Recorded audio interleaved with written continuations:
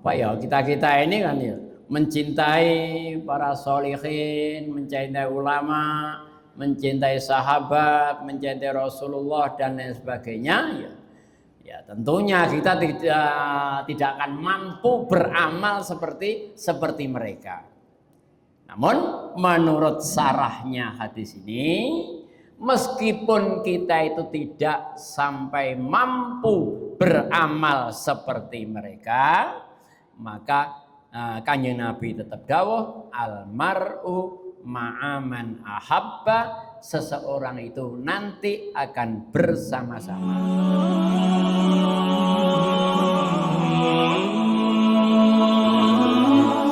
A'udzubillahi minasyaitonir rajim. Bismillahirrahmanirrahim. Alhamdulillahirabbil alamin wassalatu wassalamu ala asyrafil anbiya'i wal mursalin wa ala alihi wa ashabihi ajmain. Wa qala Syekhul Mu'allif rahimahullah taala wa nafa'ana bihi wa bi ulumihi fid dharain amin. Bismillahirrahmanirrahim. Jadi Bapak Ibu jamaah salat subuh rahimakumullah. Puji syukur kehadirat Allah Rabbul Alamin atas limpah rahmatnya sehingga kita dijadikan orang yang mampu dan sempat menghadiri sholat subuh sekaligus majelis taklim di subuh ini. Tentunya berharap semoga apa yang kita lakukan ini semata-mata mendapat ridho dari Allah Subhanahu wa Ta'ala. Amin ya rabbal alamin. Kita lanjutkan kajian kita, kitab Riyadhus Shalihin, karya atau mu'alifnya dari Syekh Abu Zakaria Yahya bin Sharaf Ad-Dimashqi atau An-Nawawi. Kita masih pada bab keutamaan ziarah kepada ahli-ahli kebaikan. Lalu hadis-hadisnya menerangkan tentang keuntungannya, fadilahnya, keutamaannya ziarah kepada orang-orang yang ahli kebaikan. Itu di antara dasar-dasarnya adalah hadis berikut ini. Wa Nabi Musa al-Asy'ari radhiyallahu anhu, diriwayatkan dari Abu Musa al-Asy'ari radhiyallahu anhu, semoga Allah meridhoinya, bahwasanya anna Nabi sallallahu alaihi wasallam bahwasanya Kanjeng Nabi dawuh niki almar'u ma'aman ahabba. Jadi almar'u bahwa seseorang itu iku ma'aman ahabba akan bersama orang-orang yang dicintainya, orang-orang yang disenanginya. Jadi nanti di akhirat akan dikumpulkan bersama orang-orang yang dicintainya. Muttafaqun alaih. Hadis ini sepakat atau diriwayatkan oleh Imam Bukhari dan Muslim. Wa fi riwayatin, dan dalam riwayat yang lain, qala dawuh sapa Abu Musa, kila dikatakan lin Nabi sallallahu alaihi wasallam, disampaikan kepada Rasulullah sallallahu alaihi wasallam, disampaikan kanjeng Nabi, ar-rajulu yuhibbul qauma walamma yalhaq bihim. Nabi, kalau ada seseorang itu mencintai suatu kaum, padahal walamma yalhaq bihim, padahal dia belum bertemu dengan mereka. Jadi mencintai seorang kaum, mungkin kaum itu adalah ahli ibadah dan lain sebagainya, tapi belum pernah ketemu. Akhirnya apa jawab Rasulullah sallallahu alaihi wasallam? Jawab kanjeng Nabi, almar'u ma'aman ahabba, bahwa seseorang itu akan bersama orang-orang yang dicintainya. Ya, sebagai contohnya misalnya kita mencintai Rasulullah sallallahu alaihi wasallam, mencintai para sahabat-sahabat Nabi, mencintai para ulama-ulama yang ahlul ilmi dan ahli kebaikan, meskipun kita itu adalah belum pernah bertemu dengan mereka. Oke, jawab Kanjeng Nabi tetap almar'u ma'aman ahabba, seseorang itu akan bersama-sama orang yang dicintainya. Ya. Kemudian fi hadzal hadis, pada hadis ini mengandung suatu faedah atau keterangan yang menerangkan tentang al-hassu ala mahabbatis sholihin. Al-hassu itu motivasi atau mendorong kepada seseorang untuk mencintai, menyenangi orang-orang yang soleh, ahli ilmu, ulama dan sebagainya. Kita itu adalah didorong, diberikan motivasi untuk mencintai orang-orang soleh. Nah, di antara fadilah keutamaannya apa? Li'anna man ahabbahum, karena sesungguhnya orang yang menyintai mereka, para solehin, dakhala ma'ahumul jannah, akan bersama-sama mereka nanti masuk di dalam surganya Allah Subhanahu wa ta'ala. Ya, itu di antara fadilah atau keutamaannya manakala kita mencintai para solehin.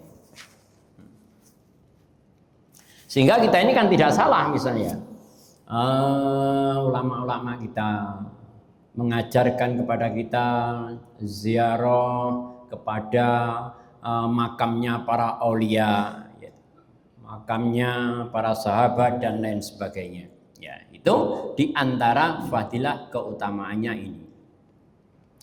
Wal ma'iyatu, kebersamaan itu tahsulu bimujarratil ijtima'.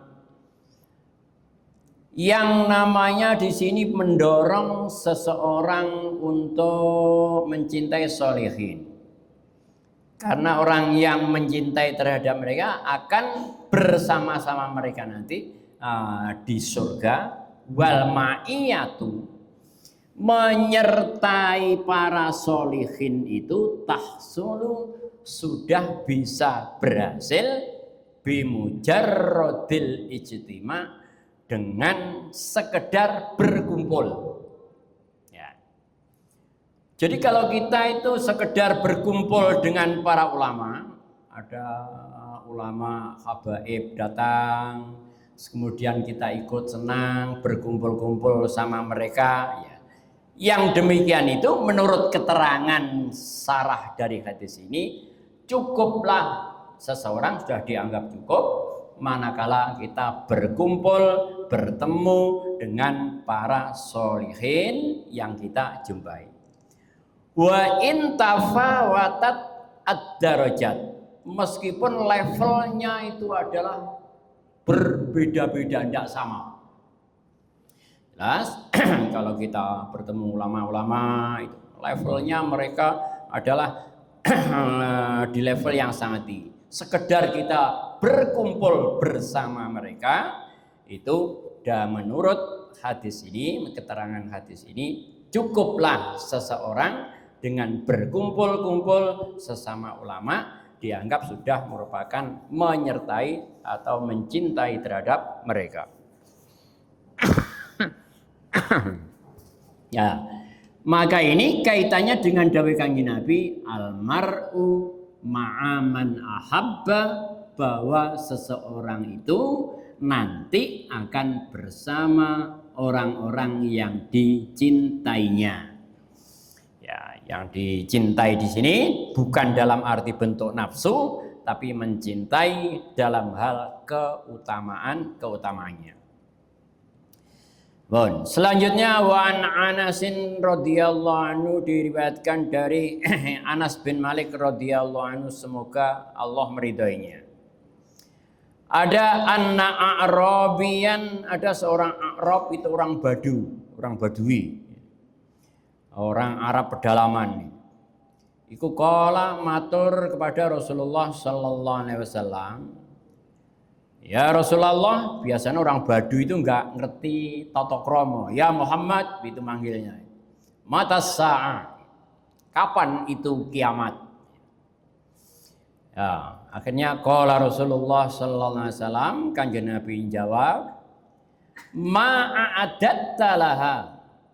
Kamu tanya kiamat itu apa yang kamu persiapkan untuknya?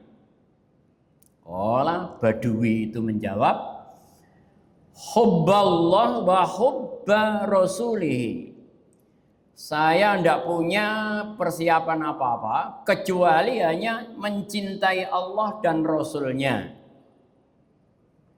Qala, kanjeng Nabi menjawab, anta ma'aman ahabbta, bahwa engkau nanti akan berkumpul dengan orang-orang yang engkau cintai.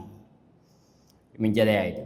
Nanti ada keterangan-keterangan di bawah meskipun mencintai seorang sholihin ulama, kita tidak bisa menirukan beramal seperti mereka. Tentunya kita nggak bisa beramal seperti mereka. Tapi dalam hal ini sudah dianggap cukup. Wa fi riwayatin lahuma, dan menurut riwayat keduanya Bukhari Muslim, ini orang Baduy itu berkata, ma'adattu laha min kasiri saumin wala sholatin. Jadi ketika orang Baduy itu ditanya oleh kanjeng Nabi, apa persiapanmu nanya kiamat itu?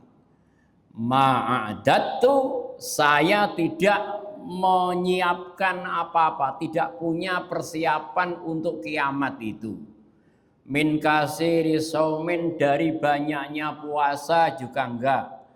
Wala sholatin, dan banyaknya sholat-sholat sunnah juga enggak.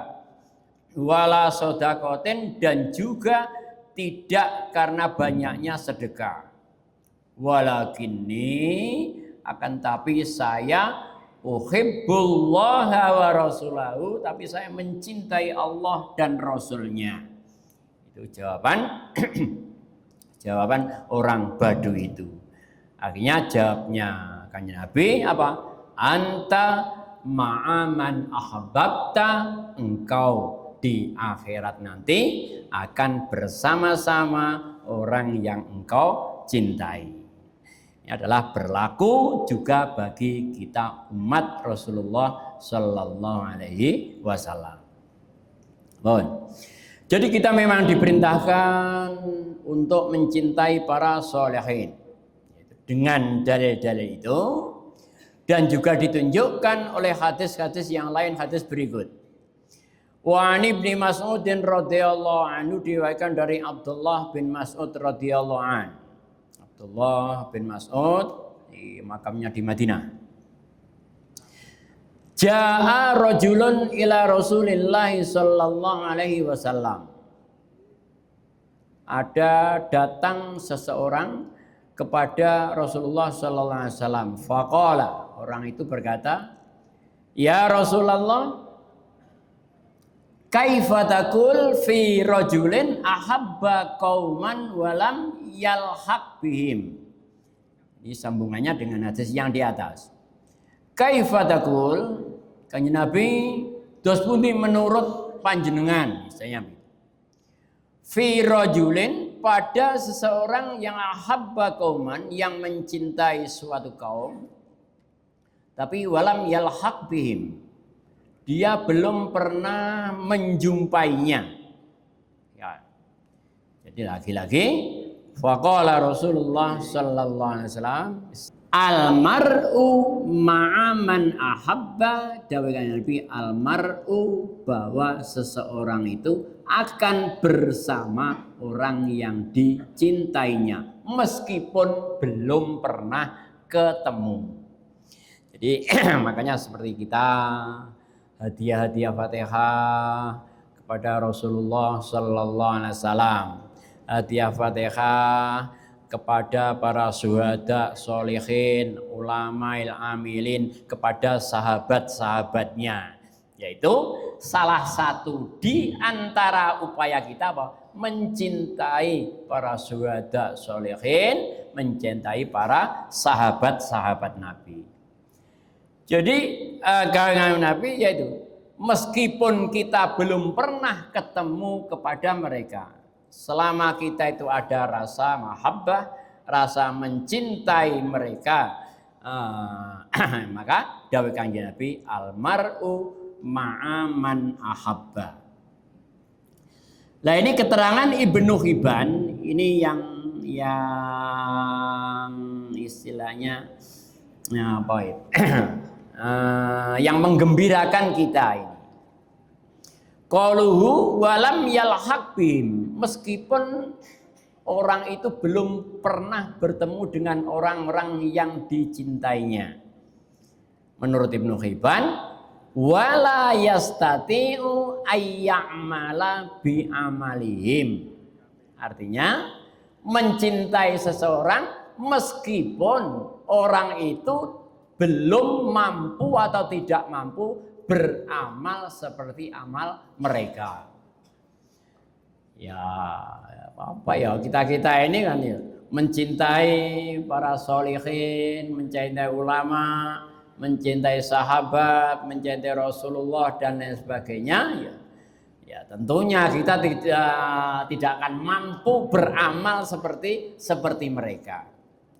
Namun menurut sarahnya hadis ini, meskipun kita itu tidak sampai mampu beramal seperti mereka, maka Kanjeng Nabi tetap dawuh almar'u ma'aman ahabba, seseorang itu nanti akan bersama-sama orang yang dicintainya.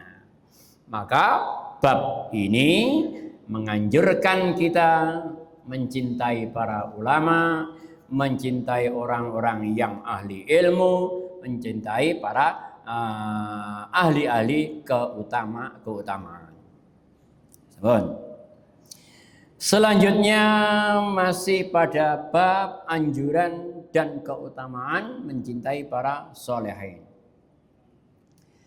Wa an Abi Hurairah radhiyallahu an, diriwayatkan dari sahabat Abu Hurairah radhiyallahu an, anin Nabi, dari Rasulullah sallallahu alaihi wasallam, annasu ma'adinun kama'adinil dzabi wal fiddah.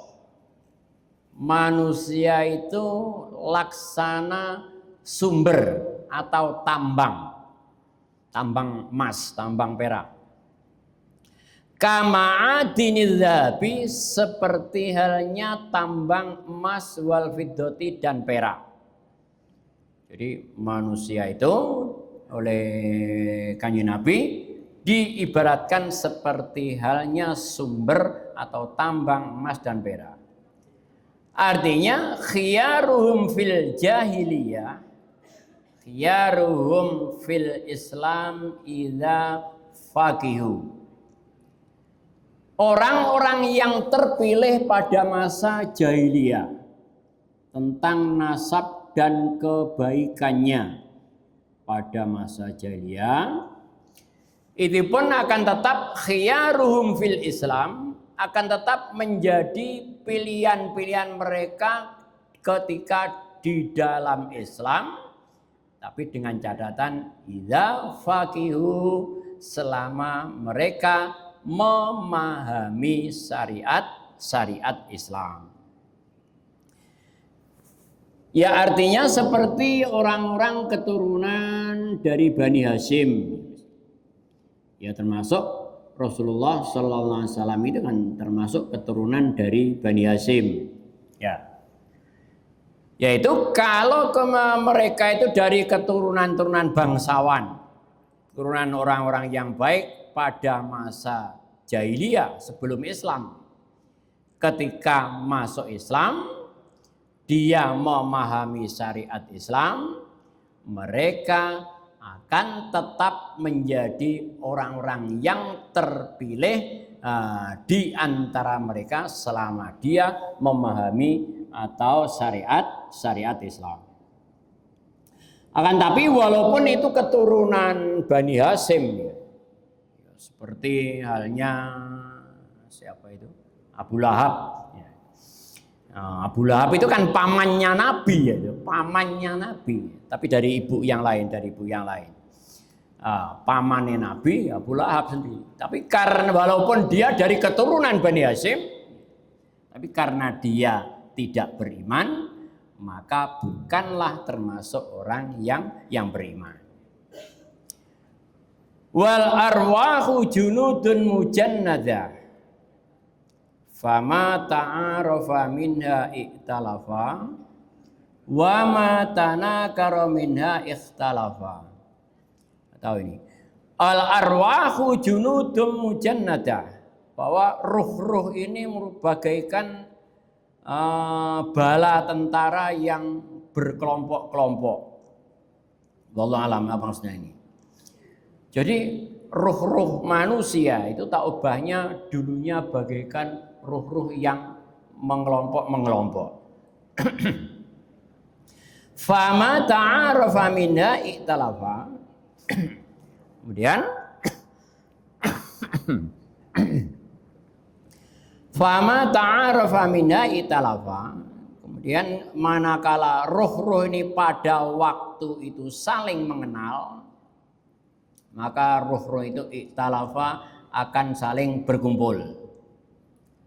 Wa ma tanakara minha ikhtalafa. Dan manakala mereka itu adalah tidak saling mengenal, maka dia juga akan ikhtalafa, bercerai-berai juga tidak akan kumpul. Artinya ya, ketika ruh-ruh dulunya itu sebagaikan tentara-tentara yang ngelompok-ngelompok, pada waktu itu sudah diperkenalkan. Ketika masuk di dalam jasad ini, ya, ternyata juga Allah akan mentakdirkan berkumpulnya orang-orang yang baik akan berkumpul dengan orang-orang yang baik, dan orang-orang yang buruk akan berkumpul pula dengan orang-orang yang buruk. Ya, artinya tidak bahwa kita ini bisa berkumpul di masjid ini, ya insya Allah ya. Ya karena merupakan ketika pada di alam arwah sudah merupakan junudun mujannadah, merupakan roh-roh yang sudah mengelompok-kelompok di antara kelompok-kelompok arwah-arwah yang baik. Keterangan dari hadis itu, qaulu ma'adinun, bahwa manusia itu bagaikan sumber atau tambang, usulun artinya asal. Fa kullu ma'dinin yakhruju minha fi aslihi. Artinya setiap sumber itu akan keluar darinya bentuk aslinya. Ya, artinya kalau dia sumber dari sumber yang bersih, maka yang akan keluar dari seseorang itu tentu sesuatu yang bersih. Misalnya, kalau dia dari tambang emas akan keluar emas pula. Jadi yang dimasukkan bahwa an-nasu ma'adinun, bahwa manusia itu merupakan sumber tambang. Kemudian wa kullu insanin yadharu minhu ma fihi min khassatin aw syarafin. Kemudian setiap insan akan tampak darinya baik min khassatin dari kerendahan, aw syarafin atau dari keluhuran. Dari rendah atau tinggi, yaitu akan tampak dari sumber-sumber itu. Fa idzan dummaddin ila syarafil asli faqad hazas syaraf. Manakala makdin sumber itu terkumpul dari dua-duanya, aslinya sumbernya adalah baik, kemudian berkumpul dengan agama yang baik. Jadi aslinya itu adalah sumber yang bersih, bertemu undumma dengan agama akhlak yang baik, faqad hazas syaraf, maka akan terjadilah atau menempati seseorang itu menempati suatu kedudukan yang sangat tinggi. Baik. Keterangan yang lain, annal arwah khuliqat qoblal ajsam. Sama-sama kita tahu bahwa ruh itu adalah diciptakan qoblal ajsam, sebelum jasad. Fakanat taltaqi wa tatasama, maka dia akan fakanat taltaqi, dia akan bertemu. Falamma halat bil ajsam, ketika ruh sudah mendiami jasad, ta'arafat bil amril awal, bahwa ruh itu akan mengenal antara satu dengan yang lain. Karena sudah mengenal antara satu dengan yang lain pada waktu di alam ruh, fatamilul akhyar ilal akhyar. Artinya keterangannya, maka orang-orang yang ruhnya baik mesti akan cenderung kepada teman-teman yang baik. Wal asror ilal asror, dan orang-orang yang buruk mesti akan cenderung memilih kepada teman-teman yang kurang baik atau yang buruk. Jadi itu sudah merupakan sunnatullah. Ya, wa an Usair bin Umar, hadis berikutnya diriwayatkan dari Usair bin Amr.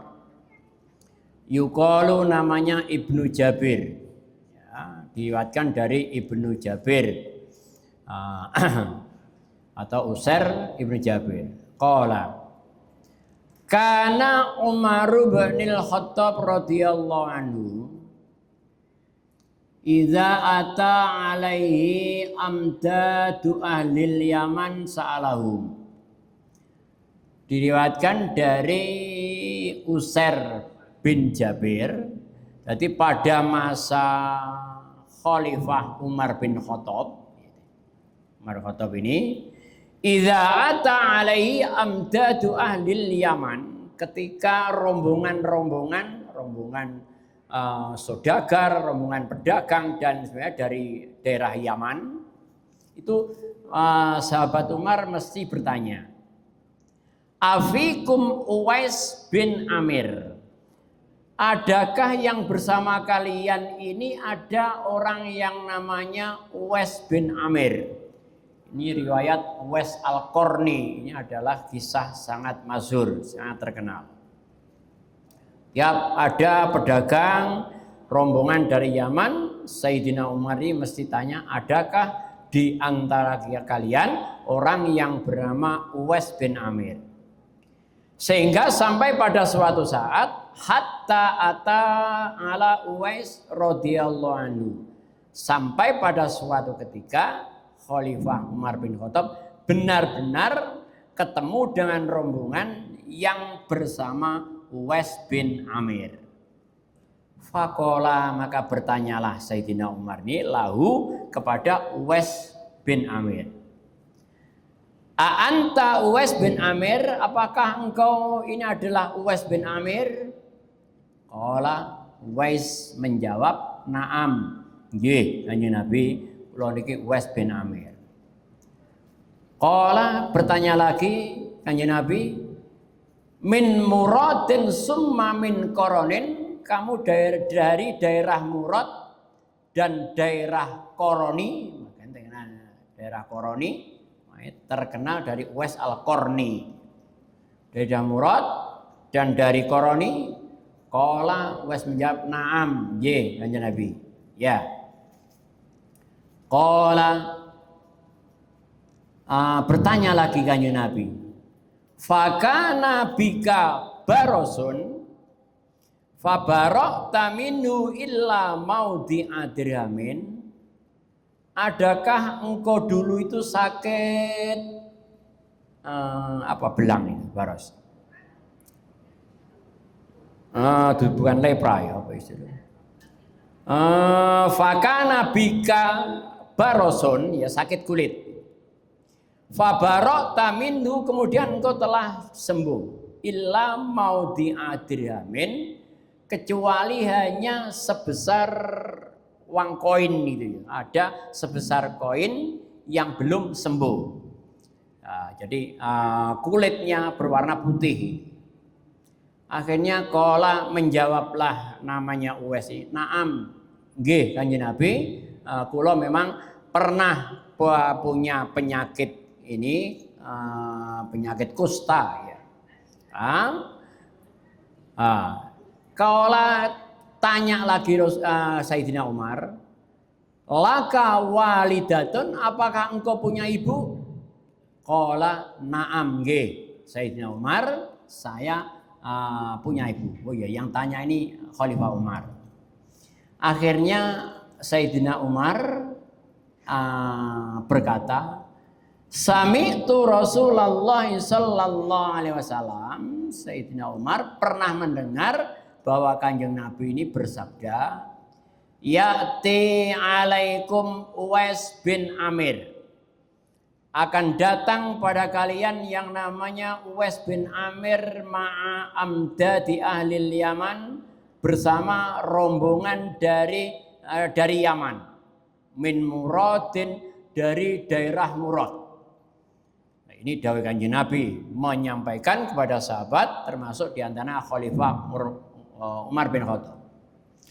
Summa min Qoronin, kemudian dari daerah Koroni. Kanabi Barosun, dia pernah sakit kusta. Fabaro'a minhu illa maudi dirhamin, kemudian dia sudah sembuh kecuali hanya sebesar dirham, sebesar uang koin besar yang ada di dirinya. Lahu walidatun, dia punya seorang ibu, biha barron, yang dia sangat berbakti kepadanya. Ya, punya ibu yang sangat dihormati, dan Uwais ini sangat berbakti kepada ibunya. Orang itu saking baiknya terhadap ibunya, lau aksama 'alallah la abarrahu. Ini dawuh Kanjeng Nabi kepada Khalifah Umar bin Khattab.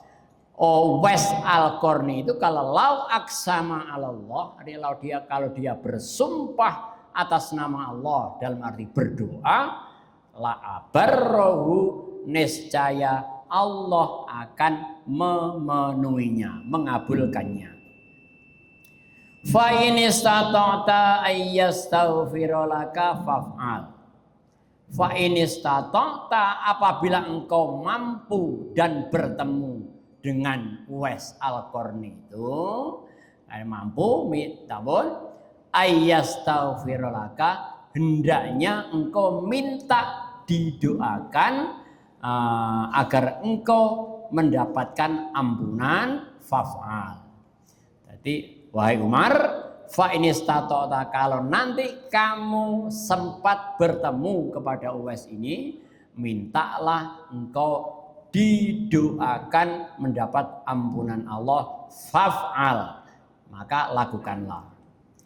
Benar juga ketika Khalifah Umar bertemu dengan Uwais Al-Qarni, Khalifah Umar bin Khattab berkata, fastaghfirli, maka mintakanlah ampun aku kepada Allah. Fastaghfirli, mintakan aku kepada Allah ampunan. Akhirnya fastaghfarolahu, lalu Uwais Al-Qarni betul-betul memintakan ampun kepada Khalifah Umar. Wa qala lahu Umar, aina turid? Kemudian setelah ini engkau mau kemana wahai Uwais? Qala al-Kufah, saya akan menuju Kufah. yakni salah satu ibu kota yang ada di Irak sekarang. Qala ala aktubu laka ila amiliya. Apakah engkau butuh surat? Mau surat yang aku tujukan kepada pejabat-pejabat yang ada di Irak. Karena Umar bin Khattab adalah sebagai Amirul Mukminin.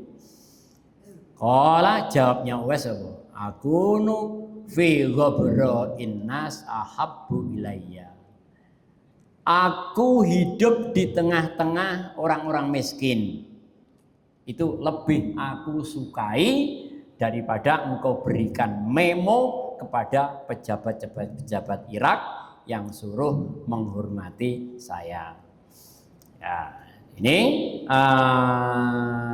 kesimpulan hadis ini nanti adalah di antara Uwais Al-Qarni adalah seorang yang soleh, lalu di mana Khalifah Umar bin Khattab meskipun beliau adalah khalifah pejabat tinggi, tapi bagaimana beliau itu adalah minta doa kepada Uwais Al-Qarni yang diperintahkan oleh Rasulullah SAW, meskipun secara level Uwais Al-Qarni itu adalah kelihatan orang yang miskin, yang derajatnya di bawahnya Khalifah Umar bin Khattab. Namun, jadi ini merupakan inspirasi, merupakan apa istilahnya, tausiah, petunjuk kepada kita agar kita mencintai orang-orang yang soleh meskipun levelnya itu adalah ada di bawah kita. Pun mudah-mudahan bermanfaat. Amin ya rabbal alamin. Bi barakati wasil Quran. Al-Fatihah. A'udzubillahi minasyaitonir rajim. Bismillah. Alhamdulillahirabbil alamin arrahmanir rahim.